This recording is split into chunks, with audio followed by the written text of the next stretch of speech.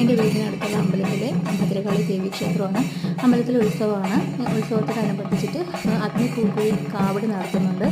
ആ അഗ്നിപൂക്കുഴി കാവടിക്ക് കാപ്പ് കെട്ടി വ്രതം എടുത്തിരിക്കുന്ന ഭക്തരെയാണ് ഈ കാവ്യ വസ്ത്രത്തിൽ കാണുന്നത്. നാരങ്ങ മാലയൊക്കെ ഇട്ട് വാദ്യത്തിനൊപ്പം തുള്ളിയാണ് കേട്ടോ ഇവർ പോകുന്നത്. ഇവർക്ക് ശരിക്കും അനുഗ്രഹം വന്നിട്ടാണ് ഇവരിങ്ങനെ നടന്നു പോകുന്നത്. ഇവിടെ പുറകെ ഒരാളിങ്ങനെ പിടിക്കാനുണ്ടാവും.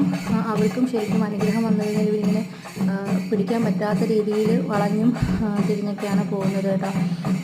വളരെ ഇതാണ്, വളരെ രസകരമായിട്ടുള്ളൊരു കാഴ്ചയാണ്.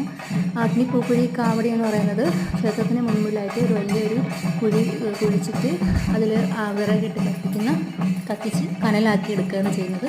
ഈ കുഴിയിലോട്ടാണ് ഇറങ്ങി പോകുന്നത്. ഈ അഗ്നിയുടെ ഈ കുഴിയാണ് പൂക്കുഴി എന്ന് പറയുന്നത്, പൂക്കുഴി കാവടി എന്ന് പറയുന്നത്. അപ്പോൾ ഇതെല്ലാ വർഷവും ഈ അമ്പലത്തിൽ ഇങ്ങനെ നടത്താറുണ്ട്. അതിലുള്ള അനുഗ്രഹം വന്ന ആൾക്കാരെയൊക്കെയാണ് ഈ കാണുന്നത്.